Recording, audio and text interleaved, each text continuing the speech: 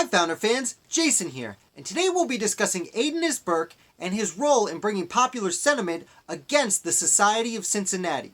Now, Aedanus Burke was born in Ireland and he traveled around for a bit, seeing most of the Caribbean before he found South Carolina that he fell in love with and moved to.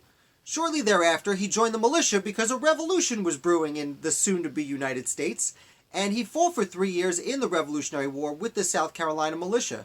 He resigned because he was chosen as a circuit judge, and he was also elected to the newly formed State Assembly. And he spent several years on the State Assembly, but as we know, the revolution eventually turned south and got really heavy in South Carolina, and therefore Burke resigned from the State Assembly and joined the militia again, and finished off the war fighting for the militia. Now, after this, he went back to private life, but the Society of Cincinnati was formed. And now, the Society of Cincinnati was formed by several generals in the Continental Army because they wanted officers in the Continental Army to have a kind of fraternity. After the war ended, you had people in Continental Congress who were lawyers and doctors and merchants who could all go back to being lawyers and doctors and merchants. Most of the generals were military men and had been for years and years and years. And therefore they were afraid they might lose their place in society, and to do so, one of the main reasons they started the Society of Cincinnati was to have this organization where they could count on each other. Now, for them, it was seemingly benign, but there was a rule implemented that you had to be an officer in the Continental Army to be in the society, or you had to be the oldest son of an officer in the Continental Army. So it was a hereditary position passed down. Now, to people like Aedanus Burke, this smacked of nobility.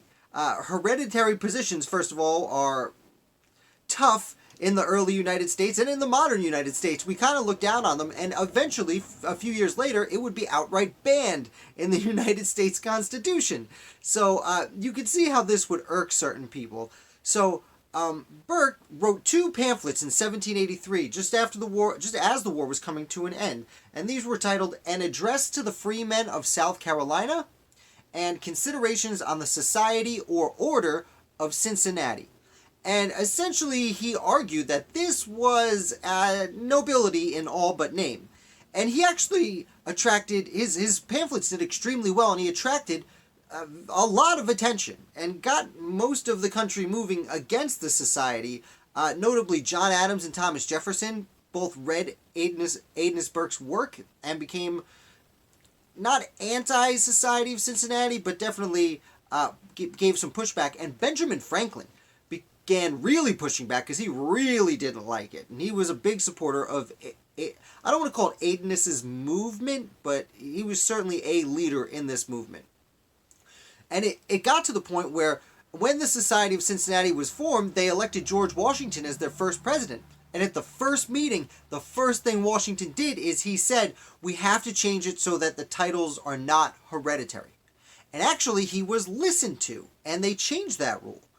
Unfortunately, Washington then got distracted by other goings-on in his life, and the Cincinnati snuck that rule back in. And to my understanding, it's still that way today. You have to be directly related. They may have gotten rid of the male heir part of it. I'm not 100% sure, because I'm not a member, because I don't have any officers in my family line. But still today, you have to be related to an officer in the American Revolution. And the other thing that bothered Aedanus and many other people is you had to be an officer in the Continental Army. And as I've discussed several times on this channel, all the different states had different militias, so it's almost like each state had its own army. So between the Continental Army and the 13 other militia armies, plus, Vermont and Kentucky, there were really like 15 armies fighting for the Americans at any given time, but you had to be just in the Continental Army to get into the Society of Cincinnati. And like many people, that irked Burke. Pardon my pun.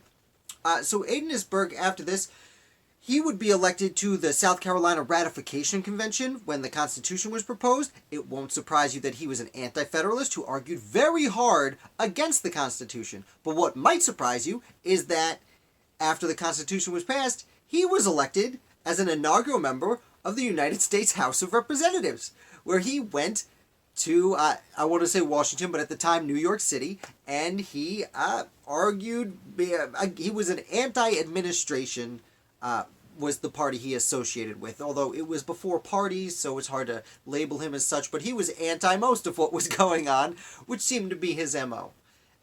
Anyway, after one term, Burke denied re-election again. Instead, he went back home. He wanted to serve South Carolina. As with many people, the state was most important at the time. And Burke returned home to South Carolina, where he became a judge once again. And eventually, by 1796, Aedanus Burke was Chief Justice of the South Carolina Supreme Court. So that's a brief overview of Aedanus Burke and the movement against the Society of Cincinnati. I really hope you enjoyed it. If you did, please hit like. If you really enjoyed it and you're new here, please hit subscribe, because I put out videos 5 days a week. Plus, we do a fun live one on Saturday, which I talk about the articles I've written for my website, founderoftheday.com. Other than that, thank you so much for watching, and I look forward to bringing you another video tomorrow.